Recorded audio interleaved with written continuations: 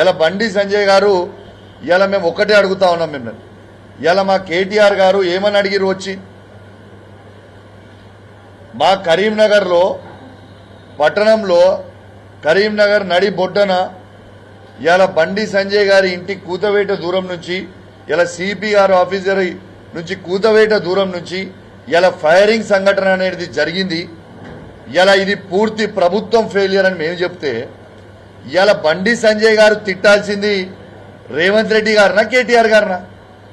ఇలా కేటీఆర్ గారు ఇలా ప్రజలకి అండగా ఉండడానికి ఇలా కరీంనగర్ జిల్లాలో కరీంనగర్ పట్టణంలో ప్రత్యేకంగా ప్రజలందరికీ కూడా ధైర్యం నింపడానికి ఇలా ప్రజల పక్షాన కేటీఆర్ గారు వచ్చి ఈడ ఫైరింగ్ ఎందుకైందని అడిగితే బండి సంజయ్ గారు తిట్టాల్సింది ఎవరిని? బండి సంజయ్ గారిని నేను అడిగినా, మీరు రాజీనామా చేయాలని నేను అడిగినా. కానీ బండి సంజయ్ గారు ఏమన్నారు? నాకేం సంబంధం లేదు కదా, మరి ఇది ప్రభుత్వానికి సంబంధించింది కదా. మరి తిట్టాల్సింది రేవంత్ రెడ్డి గారినా కేటీఆర్ గారినా?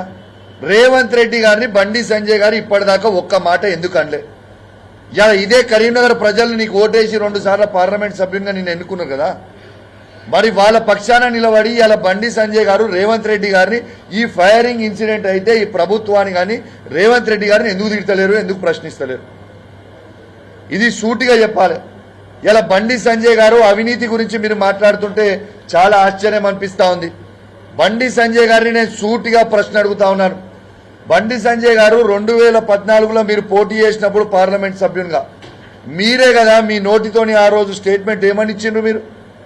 నేను సామాన్యుణ్ణి, ఇవాళ నేను సామాన్య కుటుంబం నుంచి వస్తున్నా, నా భార్య పుస్తలు ఇవాళ అమ్మి నేను ఎన్నికలు పోటీ చేస్తున్నా అని బండి సంజయ్ గారు అన్నారు కదా. మరి అక్కడి నుంచి ఉన్న బండి సంజయ్ గారు మొన్న కరీంనగర్ కార్పొరేషన్ ఎలక్షన్లు అయితే 50 కోట్ల రూపాయలు ఖర్చు పెట్టింది. మరి మీరు చేసింది ఇది ఎక్కడి నుంచి వచ్చిన 50 కోట్ల రూపాయలని మేము అడుగుతా ఉన్నాం. మరి మీరు అవినీతి చేసి సంపాదించిన డబ్బా, లేకపోతే మీకు రేవంత్ రెడ్డి పంపించిన డబ్బా? ఇది ప్రజలకి మీరు జవాబు చెప్పాల్సిన అవసరం ఉన్నది. మరి మీరు చేసింది అవినీతి పెట్టుకొని మరి ఇవాళ పుస్తలు అమ్ముకొని పోటీ చేసిన 2014లో అని చెప్పిన బండి సంజయ్ గారు మొన్న కరీంనగర్ కార్పొరేషన్ ఎలక్షన్లో అయితే 50 కోట్ల రూపాయలు ఇలా ఎట్లా ఖర్చు పెట్టిరని మేము అడుగుతా ఉన్నాం. ఇలా కేటీఆర్ గారిని తిట్టే స్థాయి మీద అని మేము అడుగుతా ఉన్నాం. ఇలా కేటీఆర్ గారు 5 సార్ల శాసనసభ్యునిగా గెలిచిండు. ఇలా 5 సార్లు ప్రజల మనసు గెలుచుకొని ఇలా గెలిచిండ్రు. ఇలా కేటీఆర్ గారు ఇవాళ తెలంగాణ రాష్ట్రాన్ని ఇలా ప్రపంచంలోనే ఒక మ్యాప్గా నిలబెట్టి ఇలా మనందరం గర్వపడేలాగా ఇలా కేటీఆర్ గారు మన తెలంగాణ రాష్ట్రాన్ని కేసీఆర్ గారు కేటీఆర్ గారు పెట్టిండ్రు. అనేక